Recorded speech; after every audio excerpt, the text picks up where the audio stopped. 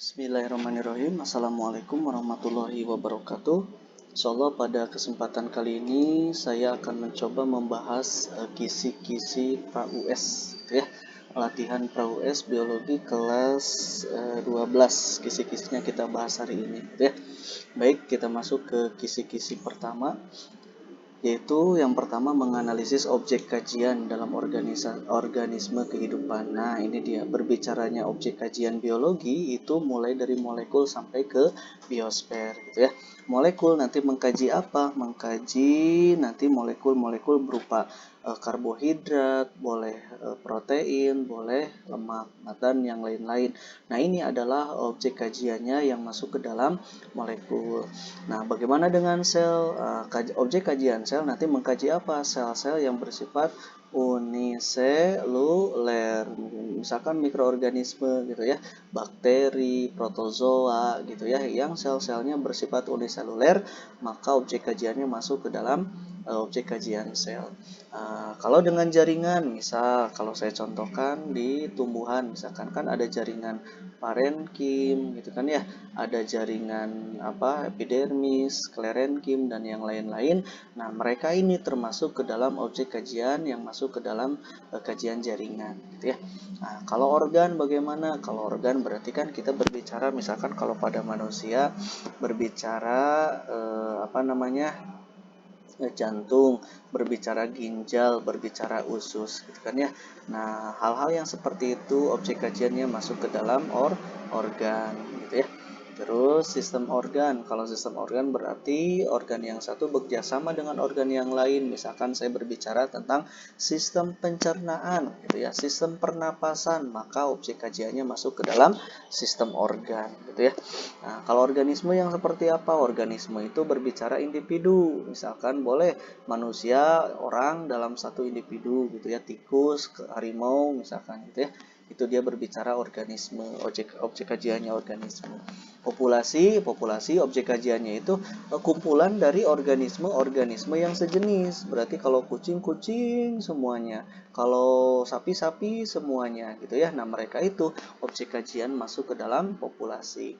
Kalau komunitas itu berarti populasi yang satu dengan populasi yang lain. Misalkan populasi kucing berinteraksi dengan populasi tikus misalkan gitu ya, dengan populasi rumput, maka itu gabungan dari populasi, maka objek kajian dari komunitas itu gitu ya. Nah, bagaimana dengan ekosistem? Ekosistem itu adalah objek kajiannya komunitas dengan faktor-faktor abiotik, misalkan populasi ayam dengan apa? Misalkan dengan tanah, dengan udara gitu kan ya. Jadi ada bagian-bagian faktor biotik, ada bagian-bagian faktor abiotik yang bekerja sama di situ berinteraksi gitu ya. Nah, mereka itu kajian ekosistem gitu ya. Nah, kalau bioma bagaimana? Ini adalah ekosistem yang memiliki ciri khas. Misalkan ekosistem padang rumput berbeda dengan ekosistem padang pasir, hutan tropis gitu ya. Nah, mereka termasuk objek kajian bioma gitu ya. Nah, kalau berbicara biosfer ya berbicara bumi ini gitu ya. Ini yang pertama. Yang kedua, mengelompokkan ciri-ciri jamur ke dalam setiap divisi. Nah, divisi pada jamur itu ada 4. Yang pertama Zygomicota, yang kedua Ascomycota, yang ketiga Basidiomycota, dan yang keempat adalah Deuteromycota. Keempat divisi ini memiliki ciri khas masing-masing gitu ya. Contoh dari fase seksual yang terpenting gitu ya. Ini Zygospora, seksualnya Asco dari kata depannya Ascospora, Basidiospora, dan untuk Deuteromycota dia belum diketahui fase seksualnya gitu ya. Nah, itu. Terus seksualnya spora, kalau yang ini sama Conidiospora, kalau Deuteromycota dia Sporangiosspora. Nah, ini yang terpenting selanjutnya. Kalau ada hipa itu bagian terkecil dari penyusun tubuhnya jamur gitu ya. Nah, kalau yang Zygomicota itu dia senositik, hipanya tidak bersekat gitu ya. Nah, kalau yang lainnya, yang tiganya lagi, dia hipanya bersekat gitu ya. Atau asenositik gitu ya, hipanya bersekat gitu ya. Nah, dinding sel semuanya memang tersusun dari zat kitin sama gitu ya. Hanya kalau untuk Asco setiap selnya berinti banyak. Nah, ada khas yang lain pada Basidio, dia punya basidiokarp atau tubuh buah. badan buah, yang ini seperti payung gitu ya.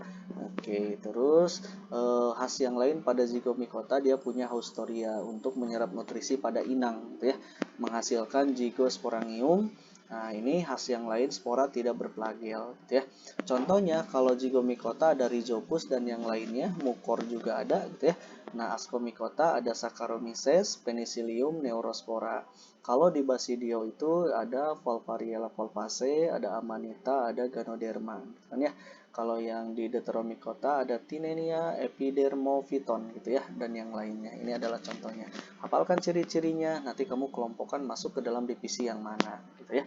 Oke, yang ketiga, menunjuk bakteri berdasarkan dengan fungsinya.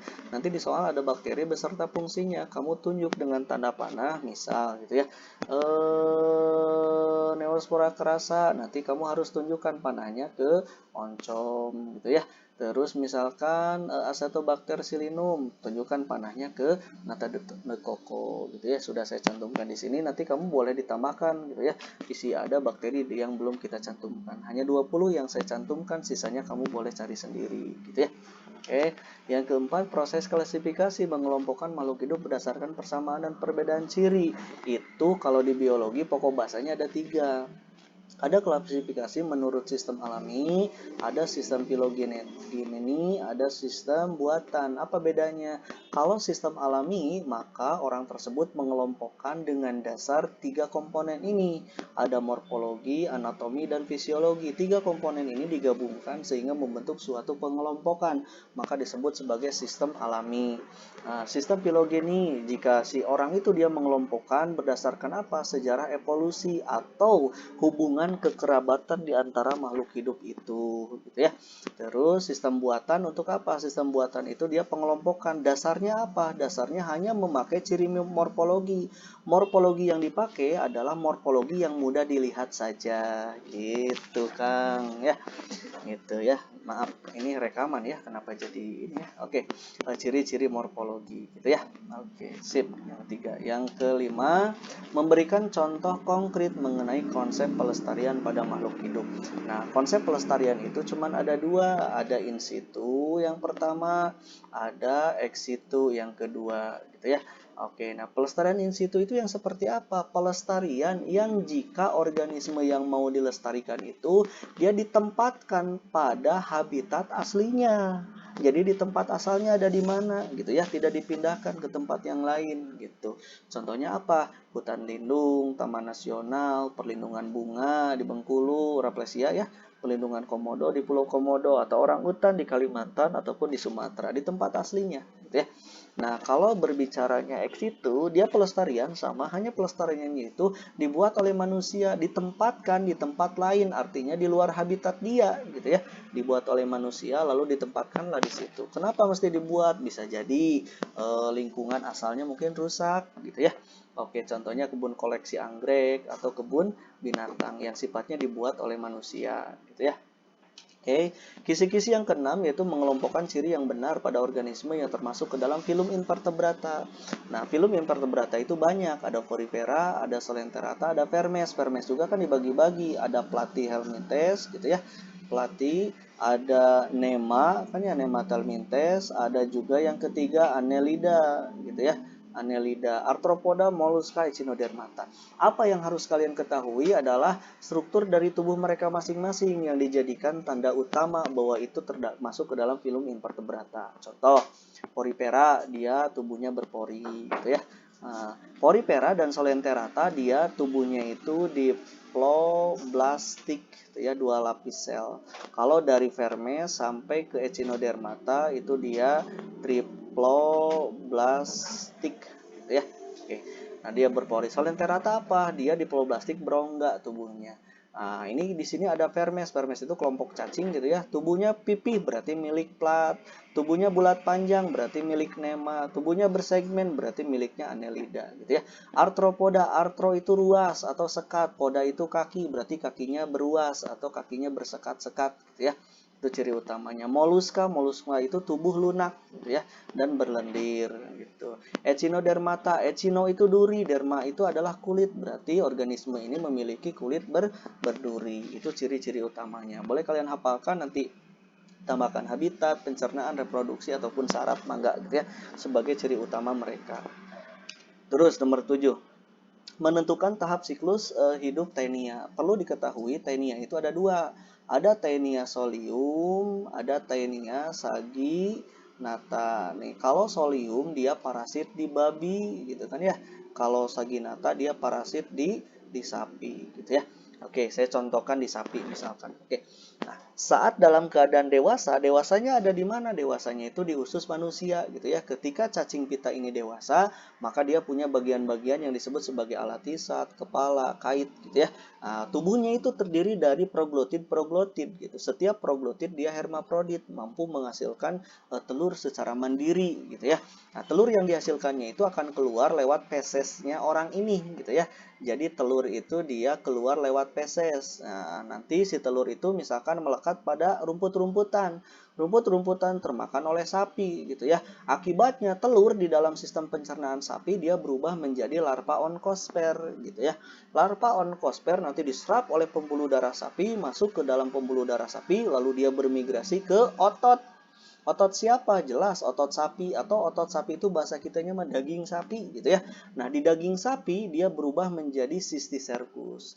Jika daging babi ini kamu makan yang mengandung cysticercusnya gitu ya, termakan misalkan dikarenakan pemasakan yang tidak matang, lalu dimakan sama kamu, maka dewasa lagi di tubuh kalian gitu ya, di usus kalian membentuk Taenia lagi. Itu siklus hidupnya gitu ya. Oke, yang ke-8, menentukan organisme vertebrata berdasarkan ciri-cirinya. Jadi nanti ada organisme vertebrata yang kamu tentukan cirinya apa gitu ya. Vertebrata kan ada 5, 1 Fishes, amfibi, reptil, aves, dan mamalia. Perlu kalian ketahui yang terpenting boleh direspirasi insang gitu ya, paru-paru dan kulit gitu ya. Terus paru-paru ini tolong dihafalkan. Alat geraknya ini mah umum, mampu ditebak gitu ya. Nah, ini yang perlu kalian ketahui, mungkin yang lupa lagi, ruang jantung. Pisces itu ruang jantungnya itu 2, berarti dia punya atriumnya 1, punya ventrikelnya 1 gitu ya. Amfibi misalkan katak ada 3, berarti atriumnya itu dia punya 2, ventrikelnya itu ruangnya 1 gitu ya.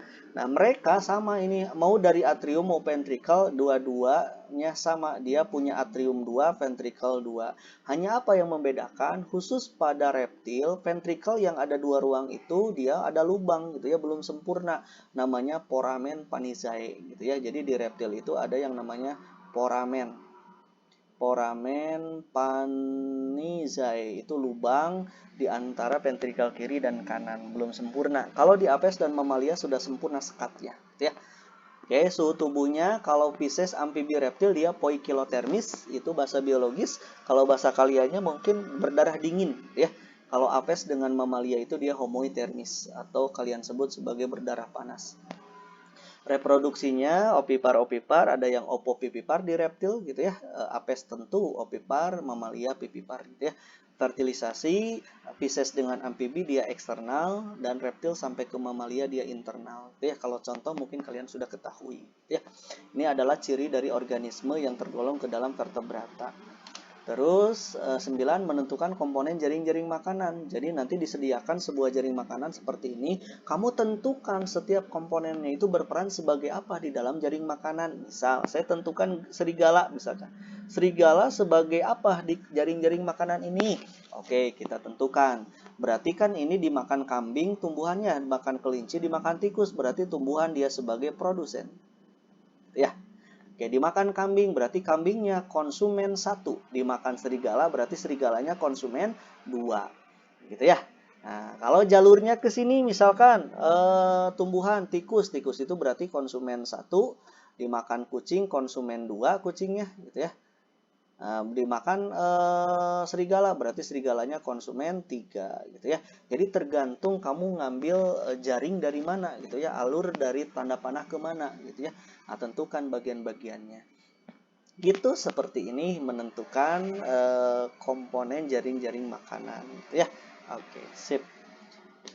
Nomor 10, menentukan komponen tertentu pada daur biogeokimia yang telah disediakan. Oke, yang pertama, daur nitrogen. Kalau daur nitrogen di atmosfer, dia pertama akan difiksasi oleh bakteri Rhizobium gitu ya, yang bekerja sama dengan akar. Ada juga bakteri-bakteri yang lain yang membuat nitrogen ini merubah menjadi amonium gitu gitu ya. Amonium juga bisa dibentuk dari bangkai tikus yang telah dilakukan oleh bakteri dan jamur membentuk amonium dengan nama proses amonifikasi. Amonium nanti mengalami nitrifikasi, membentuk nitrit dan nitrat, gitu ya. Nitrit dirubah menjadi nitrat dan nitrat punya dua kegunaan, bisa masuk ke dalam tumbuhan, asimilasi, dimanfaatkan untuk pembuatan protein. Nitrat juga bisa didenitrifikasi, dilepaskan kembali nitrogennya ke alam bebas. Itu daur nitrogen. Kalau daur untuk fosfat, maka fosfat yang ada di batuan itu nanti dia mengalami pengangkatan secara geologis, gitu ya. Lalu pelapukan fosfat di dalam batuan, lalu dia misalkan masuk ke dalam tanah, di tanah diserap oleh tumbuhan untuk pertumbuhan-tumbuhannya. Nanti tumbuhan termakan oleh siput misalkan, fosfat yang ada di tumbuhan itu dimakan oleh hewan ini. Untuk apa siput? Untuk pembentukan cangkangnya, gitu ya. Siput mati, nanti diurai oleh pengurai bakteri dan jamur, fosfatnya ada di tanah. Nanti balik lagi ke air, gitu ya, termasuk nanti pengendap lagi di batuan dan seterusnya. Itu adalah siklus fosfat. Kalau siklus karbon bagaimana? Nah, setiap karbon yang dihasilkan baik dari pabrik, dari pembakaran fosil, dari pembakaran sampah, dari respirasi setiap organisme, karbon itu berkumpul di udara lalu ditangkap oleh organisme yang namanya tumbuhan, gitu ya, untuk dipakai proses fotosintesis. Hasil dari fotosintesis nanti akan menghasilkan oksigen, oksigen yang akan digunakan oleh organisme itu sendiri, gitu ya. Nanti organisme respirasi lagi, CO2-nya diambil lagi oleh tumbuhan, tumbuhan menghasilkan oksigen, oksigen balik lagi ke organisme lain, gitu ya. Terus seperti itu siklus karbon, ya. Terus kalau siklus sulfur, sulfur yang dihasilkan dari pembakaran tidak sempurna dari suatu pabrik, misalkan SO2 terbawa ke udara, bergabung dengan air di awan, maka akan menjadi hujan asam, gitu ya. H2SO4 gitu, bahaya. Nah, SO4-nya ini terjatuh ke tanah, nanti di tanah dimanfaatkan oleh tumbuhan, gitu ya. Tumbuhan termakan oleh sapi, sapinya mati, gitu ya. Sulfur, jadilah sulfur organik di tanah. Sulfur organik ini nanti jadi mineral, mineralnya itu kan bisa jadi batu bara, batu bara balik lagi ke pabrik, gitu ya, untuk diolah seperti itu. Oke, terus kisi-kisi ke-11 dia menganalisis tentang dampak yang ditimbulkan dari suatu polutan. Polutan yang mesti kamu hafalkan adalah SO2 atau NO2 yang menyebabkan hujan asam, ya, dari pembakaran tidak sempurna. Karbon monoksida ini berbahaya kalau dia masuk ke dalam sistem pernapasan, maka karbon monoksida itu akan berikatan di pembuluh darah itu dengan Hb, dengan hemoglobin. Akibatnya apa? Tubuh kekurangan oksigen, bisa jadi kematian, ya. Nah, karbon dioksida dia menimbulkan efek rumah kaca atau pemanasan global, CFC atau freon, dia yang mampu menipiskan lapisan ozon, gitu ya, berbahaya gitu. Bisa ada radiasi kalau sampai berlubang. Terus nomor 12 yaitu menganalisis suatu peristiwa pada percobaan sel yang diberi perlakuan larutan tertentu. Ada 3 larutan ini. Misal, 1, saya masukkan ke dalam larutan isotonik untuk sel hewan dengan sel tumbuhan. Konsep dari isotonik itu bahwa pelarut sama dengan zat terlarut di dalam isotonik, gitu ya. Maka ketika pelarut dengan terlarut sama, maka hewan dengan sel tumbuhan pun ketika dimasukkan ke dalam larutan tersebut, dia berada dalam keadaan normal. Jadi tidak terjadi apa-apa, ya. Tetapi ketika sel hewan dengan sel tumbuhan masuk ke dalam larutan hipertonik, di mana pelarut kurang dari zat terlarut, artinya pekat, gitu ya, zat terlarutnya terlalu tinggi. Apa yang terjadi? Maka air di dalam sel hewan, air di dalam sel tumbuhan akan keluar. Akibatnya mengkerut. Kalau mengkerut pada sel hewan namanya krenasi. Kalau di tumbuhan mah membran selnya lepas dari dinding sel, mengkerut juga, gitu ya. Namanya plasmolisis. Nah, kalau dimasukkannya ke hipotonik bagaimana? Di mana pelarut lebih besar daripada zat terlarut, gitu ya. Atau bahasa kaliannya berarti dalam keadaan encer. Maka air dari luar masuk ke dalam sel hewan, air dari luar masuk ke dalam sel tumbuhan. Jika sel hewan ketika terus termasuki air, dia tidak punya pelindung, akibatnya selnya pecah, namanya hemolisis. Tetapi beda dengan tumbuhan. Kalau tumbuhan dilindungi oleh dinding sel, tapi selnya membengkak, menggendut, gitu ya, membesar, tapi tidak pecah, namanya adalah turgid, gitu ya. 13. Menentukan sebuah organel sel berdasarkan ciri yang telah ditampilkan di soal. Jadi di soal itu ada organel sel beserta fungsinya. Kamu harus tahu fungsi-fungsinya. Ini sudah saya sebutkan di sini ya.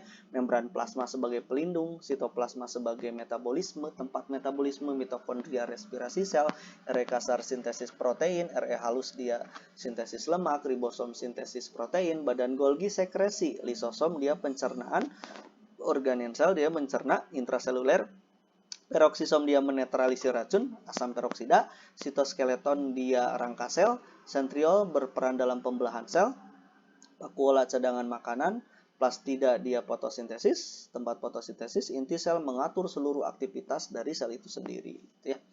Oke, 14. Menentukan bagian dari struktur batang tumbuhan dikotil beserta fungsinya. Yang mana kalau saya sediakan sebuah organ A atau B, maka kalau diminta dikotil, maka dikotil itu yang A. Yang B apa? Yang B itu monokotil. Ya.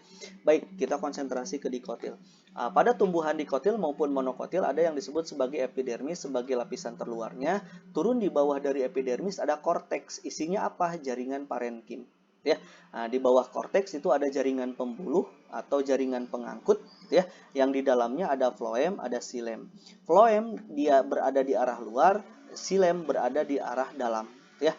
Nah, floem fungsinya untuk mengangkut hasil fotosintesis, xilem mengangkut air dan mineral. Di antara xilem dengan floem pada batang dikotil ada kambium, dialah yang menciptakan xilem ke arah dalam, floem ke arah luar. Di daerah pusatnya itu ada empulur yang isinya jaringan parenkim, ya. Itu dia bagian-bagian dari struktur dari batang dikotil. Oke, terus nomor 15, menganalisis kombinasi gerak sendi pada manusia. Nah, ada yang disebut sebagai pronasi. Pronasi itu adalah posisinya seperti ini, namanya menelungkup, gitu ya. Terus ada posisi seperti ini, namanya supinasi atau menengadah. Jadi lawan dari pronasi adalah supinasi, menelungkup, menengadah. Lawan dari abduksi adalah adduksi. Abduksi dia menjauh sumbu tubuh. Menjauh gitu ya. Jadi ini sumbu tubuhnya ini, lalu dia bergerak ke sana berarti menjauh gitu ya. Kalau adduksi ingat gitu ya, mendekat. Mendekat. Jadi didekatkan dari sumbu yang jauh mendekat ke sumbunya. Gitu ya, mendekat. Elevasi itu ke arah atas, ya, kepala dikeatasin tuh. Kalau kepalanya ditundukkan ke bawah itu namanya depresi, ke arah bawah. Bukan hanya kepala gitu ya, rahang bawah juga bisa. Kalau rahang bawah dikebawahkan dalam keadaan terbuka mulutnya, berarti itu dia depresi ke bawah. Kalau ditutup gitu ya, itu dia elevasi.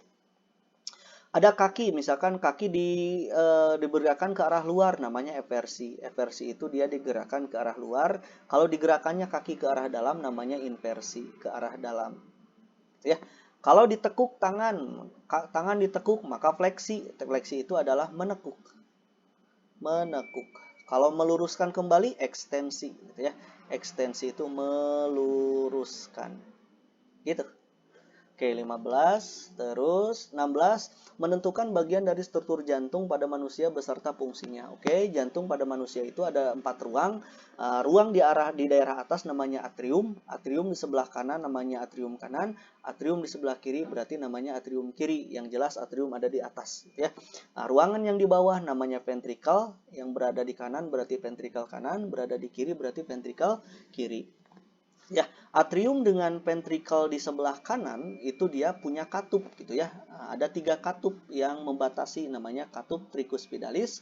Sedangkan atrium dan ventricle di sebelah kiri itu dia dibatasi oleh sebuah katup namanya katup bicuspidalis. Gitu ya. Nah, ini yang warna biru ada arteri pulmonalis, yang warna merah yang di bawahnya ini ada yang disebut sebagai vena pulmonalis. Aorta ini yang warna merah. Warna ini berdasarkan apa? Kandungan gasnya di dalamnya ada apa, gitu ya. Nanti kita akan lihat. Oke, fungsinya seperti ini. Darah kotor dari ekstremitas atas, yaitu dari kepala, dia berkumpul menuju ke vena superior untuk masuk ke dalam atrium. Berarti vena cava superior itu dia kaya akan CO2, warnanya biru tuh. Ya, terus vena cava inferior dari ekstremitas bawah dari kaki gitu ya, masuk ke atrium kanan juga, berarti dia kaya akan CO2. CO2 dua-duanya berkumpul pada atrium kanan, berarti atrium kanan kaya banget dengan CO2 ya. Nah, CO2 yang tinggi di atrium kanan akan dialirkan menuju ventrikel kanan lewat 3 katup ini atau tricuspidalis. Berarti ventrikel kanan juga dia kaya akan CO2. Dikarenakan CO2 di sini menumpuk, maka harus dipertukarkan dengan paru-paru gitu ya. Lewat apa? Lewat katup pulmonalis menuju ke arteri pulmonalis. Berarti arteri pulmonalis itu dia kaya akan CO2. Dipertukarkan di mana? Di paru-paru gitu ya. Dipertukarkan dengan apa? Dengan oksigen. Oksigennya nanti masuk ke vena pulmonalis. Berarti vena pulmonalis dia kaya akan O2 gitu ya. Nah, dari vena pulmonalis masuk ke atrium sebelah kiri. Gitu ya. Berarti atrium sebelah kiri dia kaya akan O2. Dipompakan ke ventrikel sebelah kiri lewat bicuspidalis, berarti ventrikel kiri kaya akan O2. O2 dari ventrikel kiri ini, darah yang mengandung O2 tinggi dari ventrikel kiri dipompakan ke seluruh tubuh lewat apa? Lewat aorta. Berarti aorta juga sama, kaya akan O2. Dipompakan ke seluruh tubuh yang ada di tubuh kita gitu ya. Ujung rambut sampai ujung kaki. Oke, itu 16, 17. Menentukan bagian pada sistem pencernaan yang menghasilkan enzim tertentu. Nah, kamu harus tahu dulu organnya. Ini misalkan di mulut, ada kelenjar ludah, dia menghasilkan petialin atau alfa amilase. Memecah apa? Memecah amilum menjadi maltosa. Ya, di lambung ada apa? Ada pepsin di lambung dan renin. Memecah protein menjadi pepton atau polipeptida rantai pendek. Gitu ya. Terus ada di usus halus itu dia enzimnya itu yang pertama ada yang disebut sebagai peptidase, memecah polipeptida rantai pendek menjadi atau pepton menjadi asam amino, nuklease yaitu memecah DNA dan RNA menjadi gula dan basa asam nukleat ya.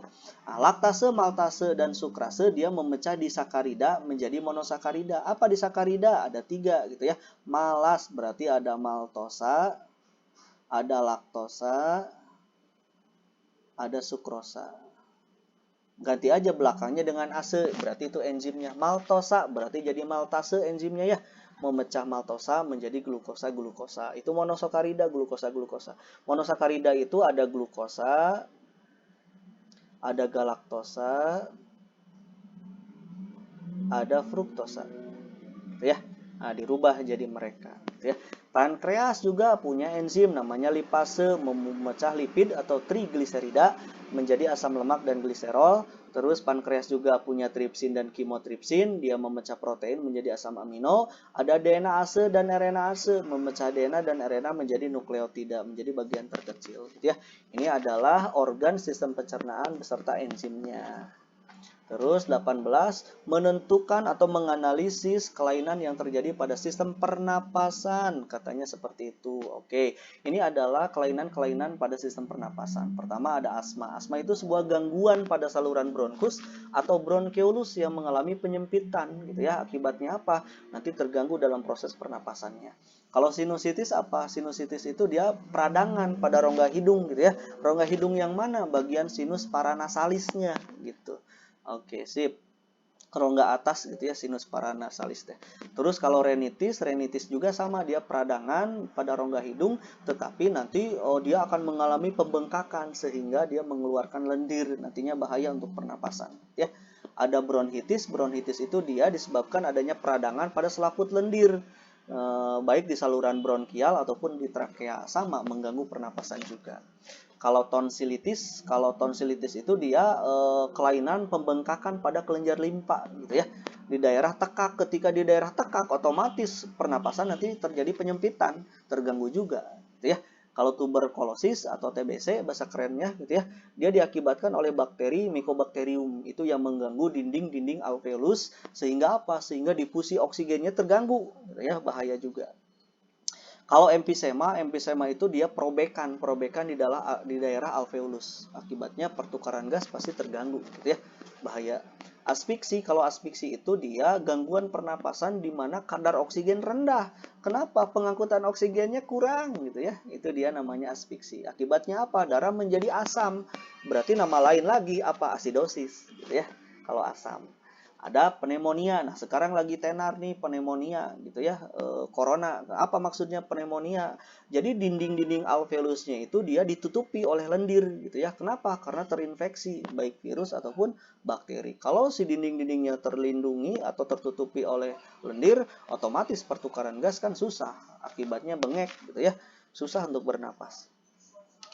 Oke, 19 menentukan bagian dari nefron pada manusia beserta fungsinya. Ini adalah gambar di samping gambar nefron yang menyusun ginjal. Nefron itu bagian-bagiannya ada yang menutupi glomerulus namanya kapsula Bowman gitu ya. Nah, glomerulus ini nanti dia berperan sebagai filtrasi, menyaring darah, nanti hasilnya membentuk jadi urin primer. Gitu ya. Urin primer ini yang masih mengandung nutrisi bagi tubuh, nanti dia masuk ke mana? Ke TKP, gitu ya, ke tubulus contortus proximal, dia akan mengalami proses reabsorpsi. Reabsorpsi apa? Diserap kembali nutrisinya. Jadi nutrisi-nutrisi monomer yang lolos diserap kembali oleh pembuluh darah, nanti masuk ke pembuluh darah, nanti akan berubah menjadi urin sekunder. Urin sekunder dia akan masuk kemana? Ke lengkung Henle. Di lengkung Henle nanti ada penyerapan garam, ada penyerapan air gitu ya. Nah, yang nantinya urin sekunder itu sampai ke TKD. TKD, tubulus contortus distal. Nah, di distal diapakan? Diaugmentasi. Apa itu? Penambahan zat-zat yang tidak berguna, yang berlebih dari tubuh dibuang di situ, gitu ya. Nah, setelah augmentasi maka terbentuklah urin yang sebenarnya yang akan masuk ke tubulus kolektivus yang nantinya akan dibuang itu urin itu, gitu ya. Itu dia. Seperti itu fungsinya, boleh dibaca lagi di sini. Yang tadi saya jelaskan ada di sini, gitu ya. Oke. Ke-20 itu menentukan bagian-bagian otak manusia beserta fungsinya. Otak manusia nanti ada 4 besar gitu ya. Yang pertama ada cerebrum atau otak besar. Otak besar itu bagian depan namanya frontalis. Frontalis itu dia berfungsi dalam kecerdasan gitu ya, ingatan gitu ya. Nah, nanti di belakangnya yang warna orange gitu ya, di atasnya ini namanya parietalis. Parietalis itu dia otak bagian untuk mengolah sensoris gitu ya. Jadi rangsangan-rangsangan yang diterima nanti diolahnya di parietalis untuk dialirkan ke bagian yang lain yang ada di otak, diterjemahkan. Terus yang warna ini namanya occipitalis. Occipitalis itu dia berperan di dalam visual gitu ya. Jadi berperan di dalam penglihatan kita gitu. Terus yang warna hijau dia temporalis, dia berperan di dalam auditori atau pendengaran, ya. Itu dia bagian-bagian dari otak besar. Paling bawah namanya cerebellum, belum besar, berarti otak kecil, gitu ya. Perannya buat apa? Perannya itu dia di dalam proses keseimbangan, gitu ya. Itu dia otak kecil, gitu ya, pusat keseimbangan. Terus ada main brainstem, bagian-bagiannya ada pons. Pons itu atau pons paroli atau jembatan parol gitu ya. Dia menghantarkan impuls dari otak bagian kiri menuju ke otak bagian kanan gitu ya, atau sebaliknya gitu. Terus ada medula, namanya medula oblongata. Medula oblongata itu dia berperan sebagai pusat refleks fisiologis, denyut jantung, pernapasan, pelebaran atau penyempitan pembuluh darah. Ya, dan yang terakhir ada spinal cord atau medula spinalis atau bahasa kitanya sumsum tulang, ya. Dia perannya itu dia menghubungkan impuls ke otak gitu dan memberi jalan refleks terpendek, gitu ya. Seperti itu. Jadi kalau dibelah belahan kiri dan belahan kanan seperti ini. Ada corpus callosum gitu ya, ada hipotalamus dan talamus, ada kelenjar pituitari atau kelenjar hipofisis gitu ya. Nah, kalau talamus dia berperan dalam sensoris, hipotalamusnya dia berperan di dalam pengaturan suhu tubuh gitu ya, selera makan, keseimbangan cairan tubuh gitu. Terus kelenjar hipofisis atau pituitari berperan dalam pengontrolan hormon yang ada di dalam tubuh kita. Ya, udah itu 1-20 pada video pertama pembahasan kisi-kisi 1-20. Nanti video kedua saya akan membuat khusus pembahasan kisi-kisi nomor 21-40. Sekian dulu, terima kasih. Assalamualaikum warahmatullahi wabarakatuh.